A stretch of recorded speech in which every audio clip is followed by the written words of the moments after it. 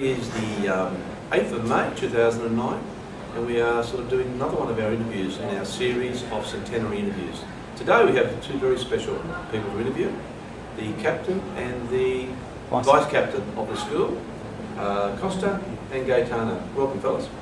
Welcome, sir. We might start with our school captain, Costa. Yep. Thanks again for coming. Thank you. You didn't have much choice, but thanks again for coming. And tell us about, before Coggramaris, where did you grow up? What school did you go to? I grew up in the streets of Narwee, and I used to attend All Saints Grammar at Akemba. Then I transferred to St Patrick's at Cogra in year 5, and I was there for 2 years and became the Blue house captain.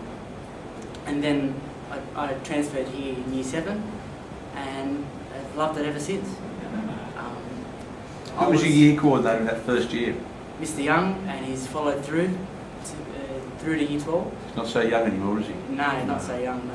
We've given him a lot of grey hair. Yeah, I've noticed that. So he's been your year coordinator for the 6 years? For the 6 years, Wow. yeah. He's been great. He's been excellent. Okay, so yes, and we might just cut to Gaetano now. Yep. A bit about your pre-Cogra history. Grew up in Blakehurst, and then I attended primary school at St Raphael's Primary School, which is a small school at in South Hurstville. And then from there I went to Penshurst Marist up to year 10, and only just last year came to Coggramaris at year 11. Good. Okay. Arriving at Coggramaris in that year 7 year. It was a big, big transition.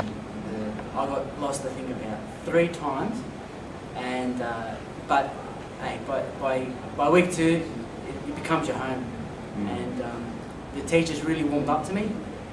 Me myself, I wasn't a performing student, and they recognised that, but certainly the tables have turned thanks to their hard work and dedication. And now I'm loving my education, and I'm certainly giving it all I can. Good. Who was the principal then? Pat O'Connor? Mr. Pat O'Connor. Yeah. He was our longest serving principal at the school. Yeah. Great principal. Yeah. Okay.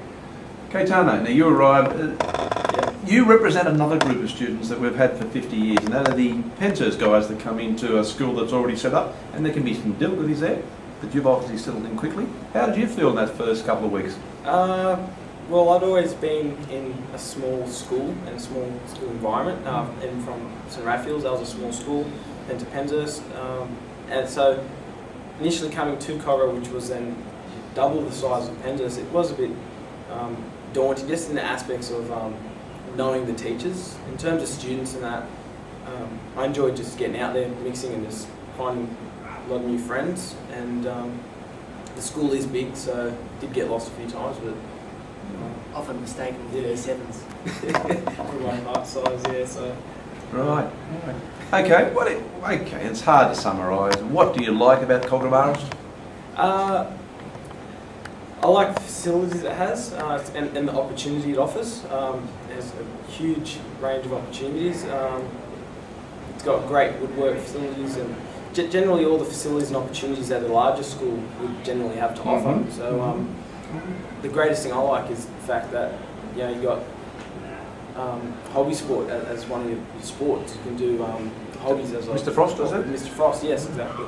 Good. You got Wednesday morning masses every week with Father Xavier in the school chapel, which is beautiful. Good. Good. Okay. So, yeah. Costa, what about you? What are the things that sort of are positive about the place? I just feel that it has that sense of community, and it certainly caters for all types of students. It's got the academics, it's got the sporting, it's even got the creative, and really it's just been so good to me, my family, my relatives, and I haven't found one fault in it throughout the years. And I myself started off in an ESL class, and certainly through the great teachers that we've had here, I've managed to become a A-grade student. So, as I said, it caters for everyone, and certainly with all the magnificent coaches that we have in the sporting facility. We've got Mr. James Shepherd. He's been rugby league coach for a number of years now, and we continue to win many games and premierships. And A grade this year, the centenary year, it should be a good one in the centenary match.